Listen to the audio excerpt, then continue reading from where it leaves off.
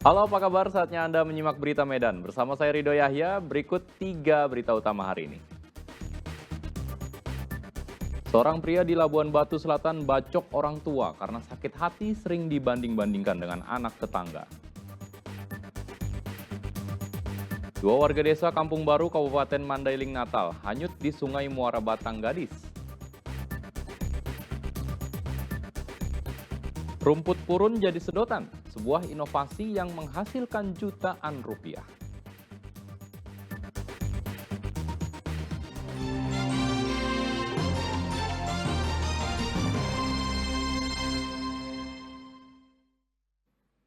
Karena sakit hati, seorang anak tega membunuh orang tuanya. Pelaku kecewa karena selalu dibanding-bandingkan dengan anak tetangga.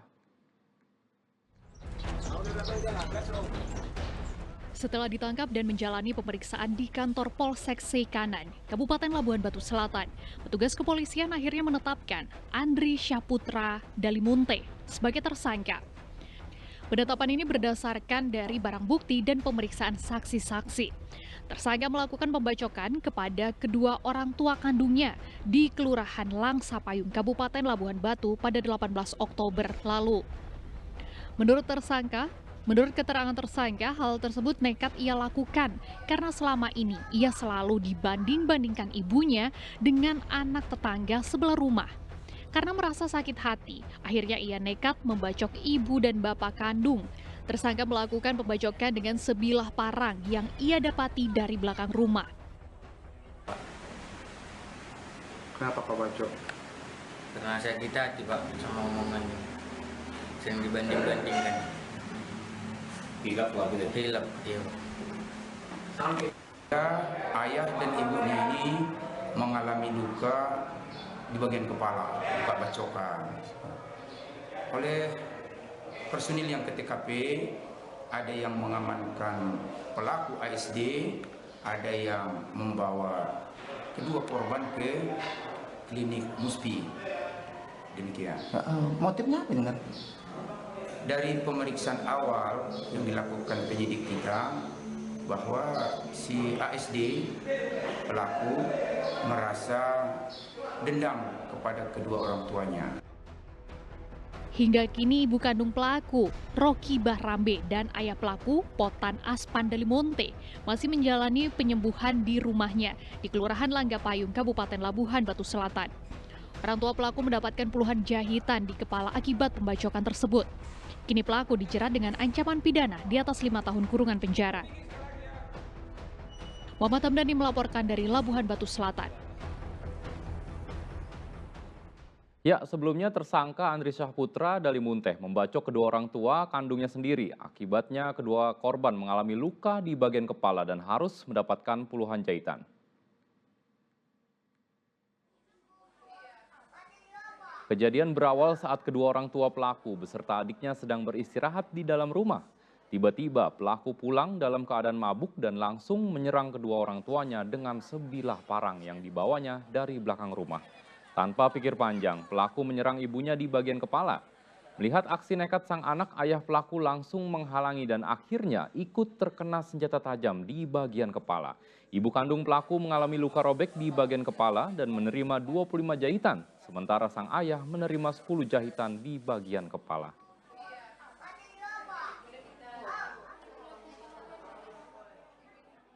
Empat ruang kelas pondok pesantren Darut Tauhid di Kabupaten Mandailing, Natal ambruk usai dilanda banjir. Kini proses belajar mengajar di pesantren itu menjadi terganggu.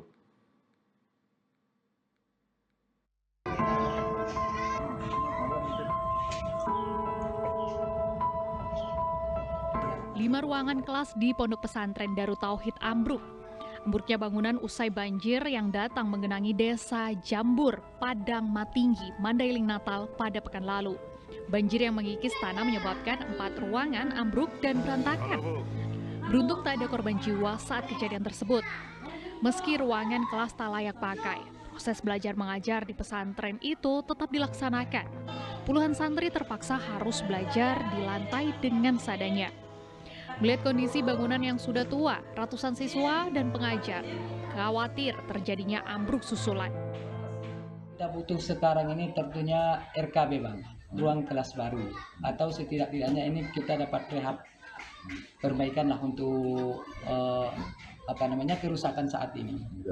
Yang paling kita harapkan itu ya untuk rehab lah namanya, agar bagaimana nanti ini dapat dipulihkan lagi mulai dari fondasi, dinding yang bagian dari arah parit ini, Bang.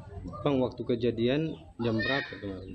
Itu pagi-pagi, Bang. Pagi-pagi sehabis fajar lah kira-kira, Bang. Oh, Bang. Pihak pesantren berharap ada bantuan dari pemerintah untuk perbaikan. Untuk sementara, proses belajar mengajar tetap dilakukan meski ruangan kurang layak. Yana Asmara melaporkan dari Mandailing, Natal.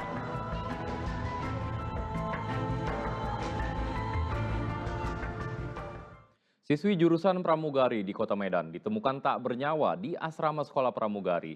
Keluarga menilai korban meninggal dunia dengan tidak wajar, ditemukan sejumlah tanda lebam di tubuh korban.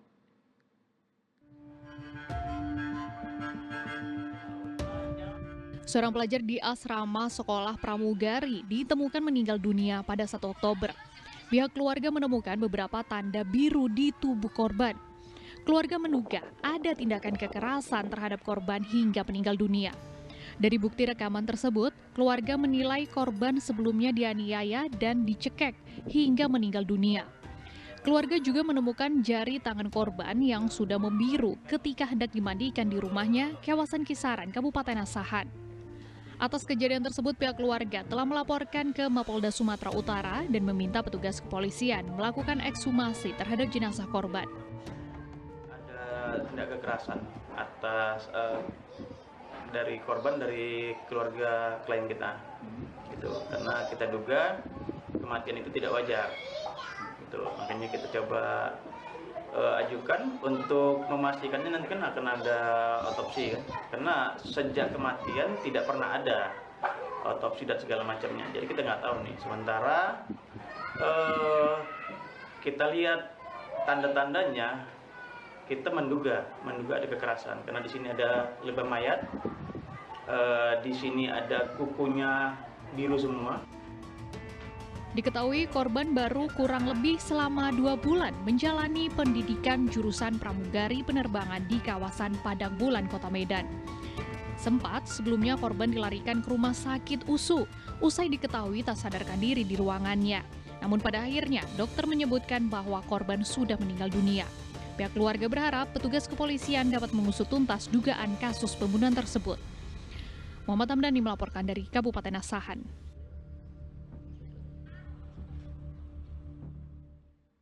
Dua orang warga desa Kampung Baru, Kabupaten Mandailing, Natal, hanyut di Sungai Muara, Batanggadis. 1 orang berhasil diselamatkan warga, sementara seorang lagi hilang dan dalam pencarian.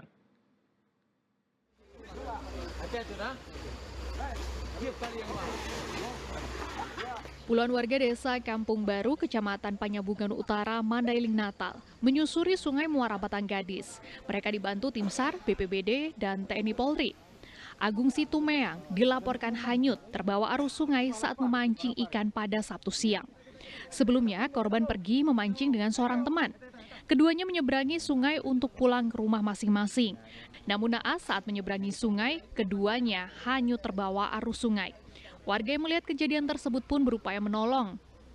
Namun salah satu korban kemudian hilang terbawa derasnya arus sungai, sementara korban Mendra Hutapea berhasil menyelamatkan diri. Tadi siang lah ya, korban pergi ke Batanggadis untuk mencari ikan. Memancing ya? Memancing. Terus kemudian di tengah menyeberang Batanggadis, salah satu kawannya hanyut ini. Terus kemudian masyarakat sekitar Kampung Baru ini, perkebunan ini melihat kejadian dan langsung memberikan pertolongan. Tapi nggak bisa ditolong ya Bang? Belum terselamatkan. Satu orang. Ya. Proses pencarian dilakukan pada siang hingga malam hari. Yana Asmara melaporkan dari Kabupaten Mandailing, Natal.